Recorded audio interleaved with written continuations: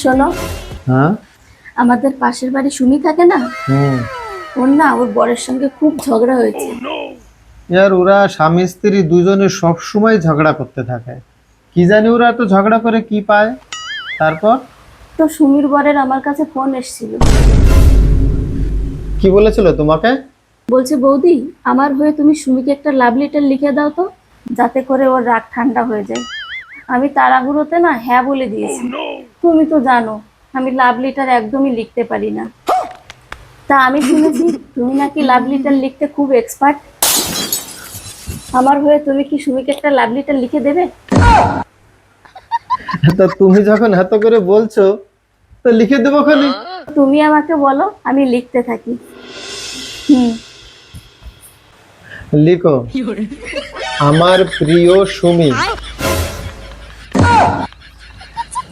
ওর বরের হয়ে লিখছি না। তোমার মতো সুন্দরী মেয়ে আমি আগে কখনো দেখিনি।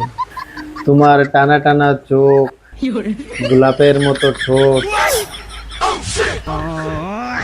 ওই মেয়েদের খুশি করার জন্য এটা বলতে হয়। আমি জানি তোমার নতুন চটিতে তোমার পায়ে ফুসকা পড়েছে, তার জন্য আমি তোমাকে নতুন এক জোড়া চটি কিনে এনে দেবো। এক মিনিট, তুমি কি করে জানলে নতুন চটি পরে সুবীর পায়ের ফসকা পড়েছে?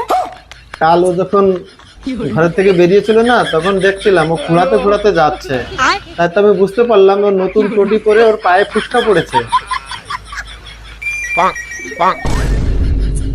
আমি জানি তোমার গাঁদা ফুলে অ্যালার্জি আছে। তুমি কি করে জানলে গাঁদা ফুলের অ্যালার্জি হয়? না না, ওই সেদিন আমরা সবাই মিলে অনুষ্ঠান বাড়িতে গেলাম না, তখন ও গেছিল। তো অনুষ্ঠান বাড়িটা না গাঁদা ফুল দিয়ে সাজানো ছিল। তখন ও যখন ফুলের কাছে গেছিল, তখন ও দেখলাম হাসতেছিল। তখন আমি বুঝলাম যে ওর গাঁদা ফুলেতে অ্যালার্জি আছে।